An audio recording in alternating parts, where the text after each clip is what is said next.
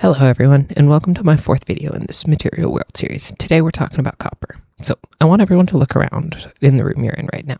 Look at the lights, the sockets, the charger of whatever you're watching this on. Think about the motor of the fan in your fridge, even the machine that built your fridge. All of it really runs on one metal, and I bet you can't see it.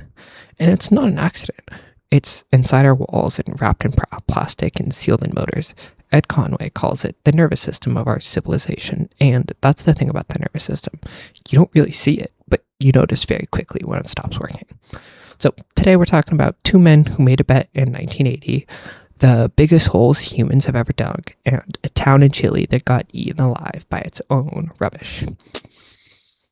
Alright, so housekeeping first, because copper isn't even the best at its job. Silver is actually more conductive of electricity and nearly as bendy, and aluminum is slightly worse at conductivity, but weighs far less, which is why the giant wires you see strung between pylons are usually aluminum rather than copper. So why did copper win? It's the same reason concrete beat every fancier building material, and why iron beat bronze in the last video. It's not the best, but it's good enough, and there's an absolute mountain of it. Copper is rare, and by relative standards, silver is rare. By relative standards, copper is not. And this matters because we generate almost all of our electricity by spinning a magnet near some copper. That's basically the whole trick that Faraday invented nearly 200 years ago. We still haven't really come up with a better way to generate powers. Even solar panels, which are the one big exception, are still stuffed with copper.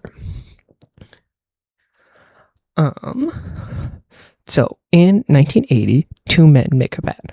Paul Ehrlich, who's a biologist, and in the 1968 wrote a book basically arguing that we're going to have too many babies, run out of everything, big old famines, and destruction.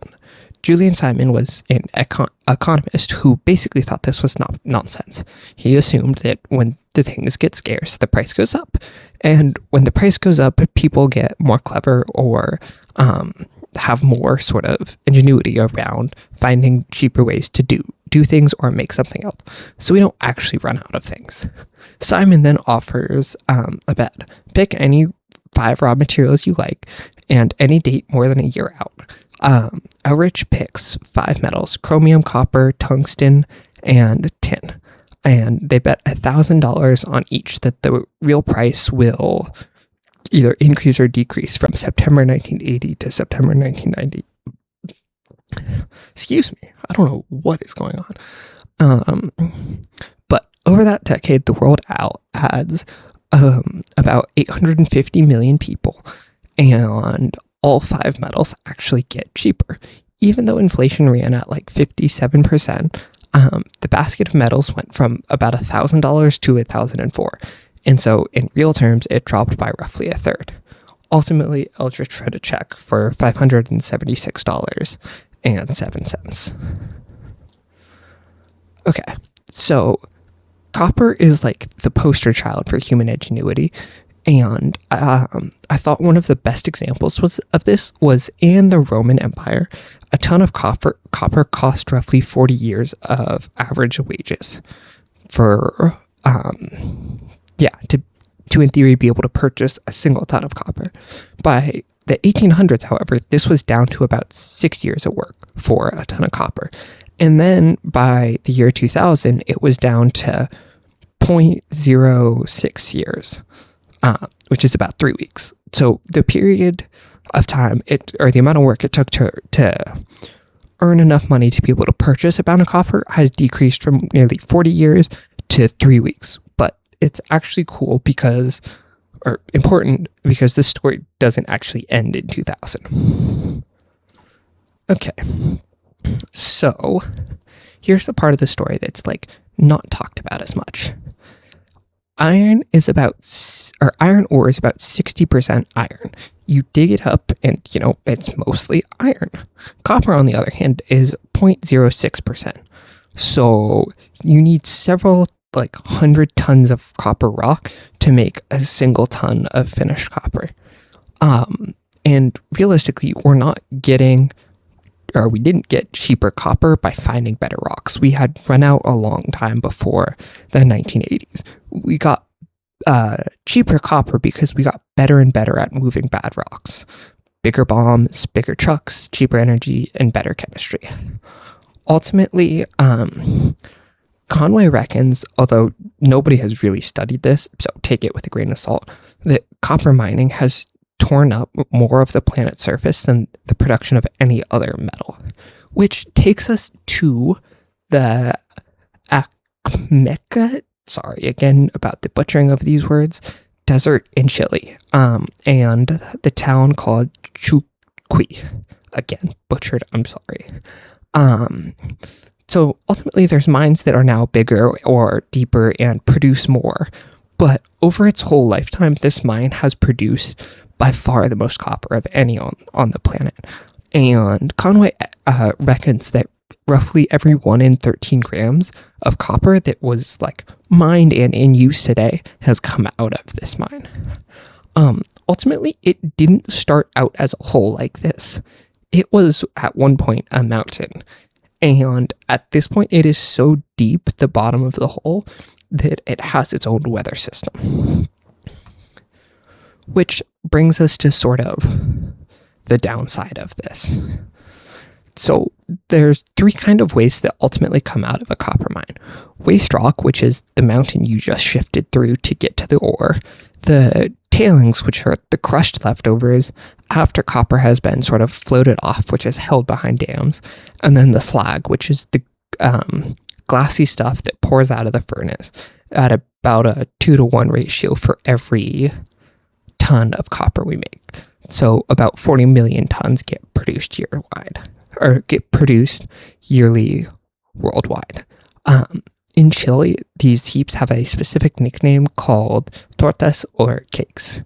And basically, these cakes, which you I think can see in the picture,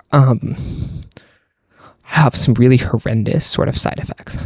So ultimately, this town was home to nearly 20,000 people and had, schools, a playground, and their hospital was actually one of the best and most advanced in Latin America in the 1960s. But by the early 2000s, the waste rock had just started spilling into people's gardens, and the toxic clouds were drifting out of refineries and just sort of into the street, and people started getting sick and dying. And so the locals started calling it chique que mata, chique that kills. Ultimately, the state copper company had to move them all to a neighboring beach town because of the sort of ongoing health concerns. And so the town is left empty, but because this desert is so dry, no bacteria can grow, and everything is sort of preserved in place exactly as people left it. So even though this cake has, swallowed a third of the town at this point, the rest of it is still, completely standing, and you can still see lots of sort of evidence and things from when people left nearly 20 years ago now.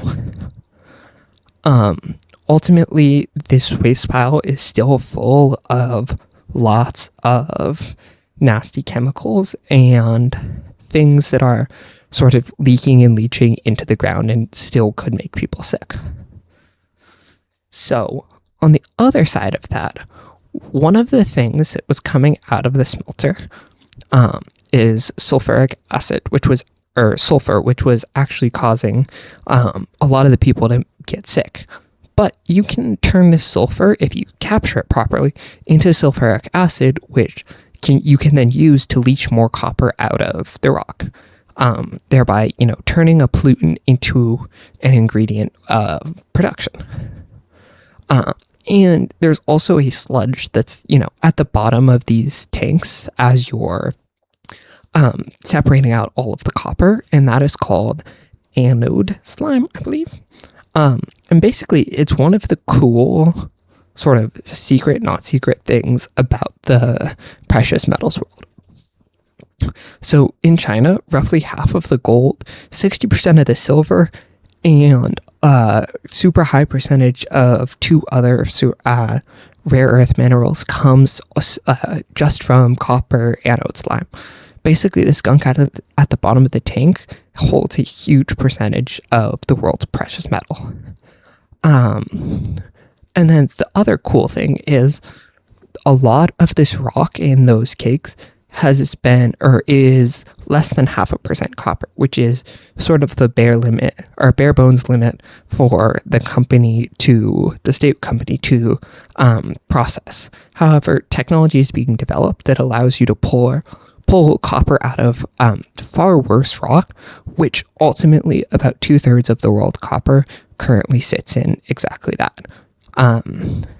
Which hopefully could mean all of the sort of artificial mountains that have covered this town might actually not be waste. And eventually one day we could, squeeze out the copper and dump it back in the hole that we ultimately dug to begin with. Okay, so I wanted to go back to this number because the story kept going. So in 2000,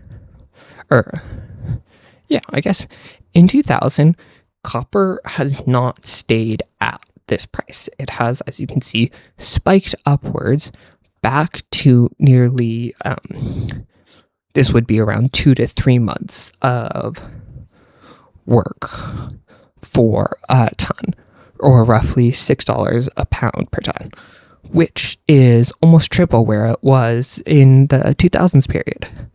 And the pressure is not really letting up. Ultimately, the grades of copper we are mining are still getting worse, and a lot of sort of natural disasters and just mistakes are happening in some of the biggest mines, and so production is being slowed or hampered in one way or another. And everything we are trying to build out for the future, whether it be solar panels or wind turbines or electric cars or now all of the data centers, all needs more and more copper. And so Simon's idea that we would keep getting clever faster than the rock got worse has been mostly right up until sort of the very, very recent past 20 years. Well, that's all I have for copper. Thank you so much for watching. I hope this was a little bit shorter. And as I've said before, all of this has come out of the book Material World by Ed Conway. So if any of it was interesting, he goes way, way deeper on all of this. And I really think it's worth a read. I'll try and do oil next. And thanks for watching. Have a wonderful day.